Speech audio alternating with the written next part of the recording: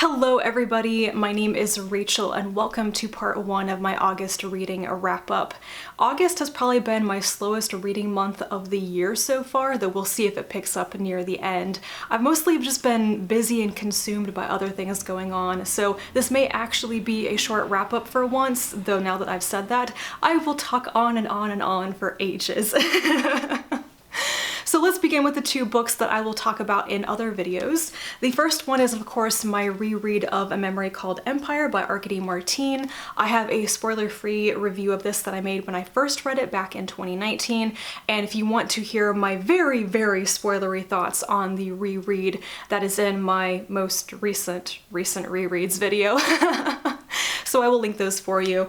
But basically, this is probably one of my favorite books of all time. I think I can definitely say that after having reread it, and I totally loved it. I've also read and absolutely loved Blackwater Sister by Zen Cho. This is a contemporary fantasy novel set on Penang Island in Malaysia, and I was a bit surprised that I enjoyed this so much because I guess like contemporary settings for fantasy isn't always what I'm drawn to, but this was wonderful. I loved it, and I will hopefully have a review of it up soon. That leaves me with 4 other things to talk about today, and I'll start very quickly with the children's book that I read, The Bakery Lady, or La Señora de la Panadería by Pat Mora, illustrated by Pablo Torrecilla. Once again, this is a bilingual English-Spanish children's book that I read for Spanish practice. So I read it in Spanish first, and then I went back and I read it in English to check that I had comprehended everything pretty well. And it went well. This is actually a pretty cute story that I liked. It's about a little girl, her family runs a bakery, and she throws a party for everybody, and her family chips in to help bake everything for it. And it was cute, and I like baking, and I learned a lot of baking vocabulary in this, so that was nice. Moving on to the adult things that I read recently, I listened to the audiobook of The Dating Dare by Jayci Lee. This is a contemporary romance novel that came out in early August, and I got to listen to it through Libra FM's early access program, so thank you to Libra FM. I wish that I had better things to say about this. The Dating Dare is second in a contemporary romance series. I skipped the first because what I'd heard of it, I didn't think I would like it that much. So the characters from the first one are mentioned, but I wasn't lost at all with the plot of this one. So it begins with the wedding of the characters from the first book. The bride's best friend is a woman named Tara, and the groom's younger brother is named Seth. Tara is a brewmaster, which is the most interesting thing about this book. And Seth is like a celebrity photographer with a reputation for being a playboy. Tara gets mad at Seth at the wedding reception for, quote, staring at her ass all day long.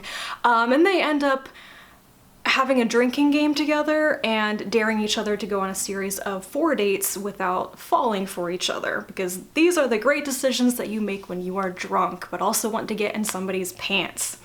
As you might be able to tell, I don't particularly love the setup premise of this. I think it's a little bit stupid, but whatever. Unfortunately, I would rate most of the qualities of this novel poor to average. I gave it 2 out of 5 stars. I didn't think the writing was particularly good. I found a lot of the dialogue to be very awkward and cringy and not the way that people actually say things. I also thought it was very tell, don't show, which is not what I want in a romance novel. I want to feel the characters falling for each other and starting to have emotions for each other. And this book was basically just telling you that the characters are lusting after each other's bodies, and I make a pretty heavy distinction between the sexual attraction between people, their physical attraction, and whether that they are becoming more like emotionally into each other. And I didn't feel any of the emotional connection here. It was just they wanted to get in each other's pants, but they were too scared to have a more committed relationship where they could do that because they were both scarred by emotionally abusive relationships in college, which is a completely valid thing as a source of trauma and difficulty moving on with other relationships, but it was really played up in a kind of unbelievable way, especially because the characters are pretty emotionally aware. They are aware that they were in emotionally abusive situations and that that has affected them, and they just decide they're gonna let it affect their whole life. Anyway, so I wasn't a fan of this. I am not going to continue on with the series, but You know, if you want a very cute, sweet, fade to black romance novel, this is that. Switching directions entirely, the next thing that I read is the Modern Masters of Science Fiction title on Roger Zelazny, written by F. Brett Cox. This is pretty short. It's really only about 160 pages plus notes and citations. And for the Modern Masters line, this is less academic feeling, which I quite like, but it's still a pretty in-depth analysis of at least the early to middle years of Zelazny's career. It gives you a lot of breakdowns of his most famous works, his really famous breakthrough stories from the 60s and 70s, and then into his transition into writing more popular novels as a full-time author. I think that Roger Zelazny's career and his legacy and how he is thought of, or frankly not thought of today, is really fascinating. And I think that F. Brett Cox hits on all of the really important and interesting commentary on Zelazny as a writer, as a storyteller, and the trajectory of his career, and then why he is or is not remembered that well today. I really enjoyed this, and I would recommend it to somebody who really wants that discussion of who Zelazny was, what did he do really well, and why do some people think that he never really lived up to his potential, and why other people thought he was fantastic.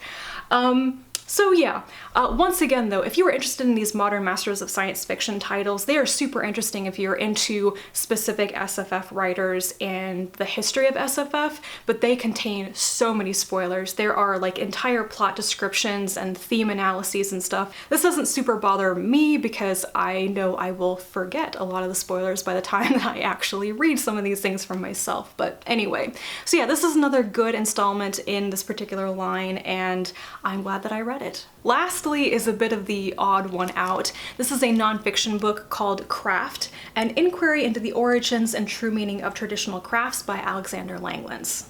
Langlands is an archaeologist, and he has done a lot of experimental archaeology and reproducing like historical farms. He worked on like the BBC shows Victorian Farm, Tales from the Green Valley, things like that. He's worked a lot with Ruth Goodman, who's also written some really interesting books. So this is basically Langlands talking about what does craft mean? What does this word mean? How has it been used in the recent past, in the deep past, and what skills count as crafts basically? When we say something is a craft, what do we mean by that? And here are a bunch of examples of things that we today might not think are that difficult or take that much skill, but once you know how to do it, you're like, well, this is very intense and takes a lot of practice. So it covers things like haymaking and building stone walls, leather working, basket making, stuff like that. The one thing that this book is missing, in my opinion, which kept it from being just like really, really great, is that there are no pictures. This really needed photographs of actual things. It needed like diagrams with call outs for what the various parts of things were called, because there's so much esoteric historical jargon used in this, and the average person doesn't know what these things are because we don't know these crafts anymore. So Langlands will mention a lot of tools that I've never heard of before, and he might try to describe some of them, but mostly it's like, it's just mentioned, and I'm like, I don't know what this thing looks like, and therefore I don't know how it might be used. Like, does it have a handle? How do you hold it? So some visual aids would have been perfect in this book and would have helped it be even more educational. Aside from that though, it was a really interesting read, and you know, if you've ever been interested in how much skill it actually takes to do things like weaving, for example, there's a pretty good breakdown of the processes and how Langlands has attempted to do it himself, and it's really cool. And that is it for this wrap up. Some very interesting things and at least one unfortunate dud. Do let me know if you have read any of these, or if you want to, leave me a comment down below. And as always, thank you guys so much for watching, and I'll be back to talk to you again later, and until then, bye.